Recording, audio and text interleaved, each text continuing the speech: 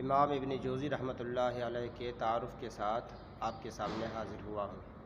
حضرت امام ابن جوزی رحمۃ اللہ علیہ کا نام ابو الفرج عبد الرحمن ابن علی الجوزی رحمۃ اللہ علیہ ہے۔ آپ کی ولادت 511 ہجری کو ہوئی۔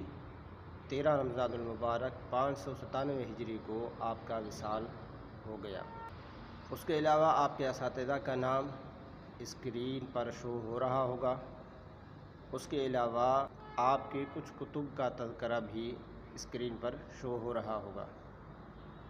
آگے بڑھتے ہیں۔ حضرت امام ابن جوزی رحمۃ اللہ علیہ 3 سال کی عمر کے تھے آپ کے والد صاحب کا وصال ہو گیا۔ آپ کی پرورش آپ کی پھوپھی کے ہاں ہوتی رہی ہے۔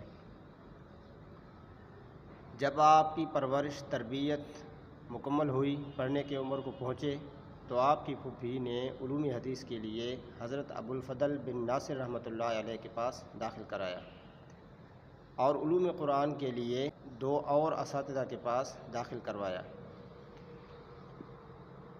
اس کے علاوہ آپ کے شاگردوں میں سے امام ابن قدامہ حنبلی رحمۃ اللہ علیہ ہیں۔ آپ کے بارے میں لکھتے ہیں کہ آپ بہترین مدرس تھے، بہترین واعظ گزرے اور حافظ الحدیث تھے۔ حافظ الحدیث اسے کہا جاتا ہے جسے 1,00,000 احادیث سندوں کے ساتھ یاد ہوں۔ 20 سال کی عمر میں آپ نے تقریر کرنا شروع کیا۔ آپ کی تقریر میں ہزاروں کا مجمع ہوتا۔ شاہان وقت، بادشاہ وقت بھی آپ کی تقریر کی مجلس میں حاضر ہوتے اور آپ کی خطابات کو سنتے۔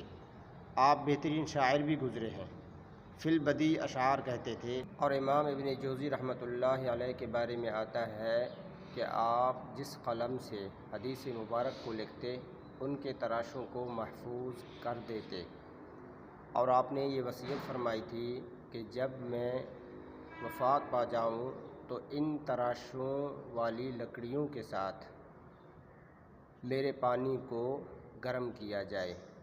علم حدیث میں اتنی مہارت رکھتے تھے کہ آپ فرماتے، حضور علیہ الصلاۃ والسلام کے زمانے سے میرے زمانے تک کوئی بھی رسول اللہ صلی اللہ علیہ وآلہ وسلم سے روایت حدیث کو بیان کرے تو میں اس کے صحیح اور ضعیف ہونے کے بارے میں بتا سکتا ہوں، یعنی اس کے سند کے صحیح اور ضعف ہونے کے بارے میں سب کچھ بتا سکتا ہوں۔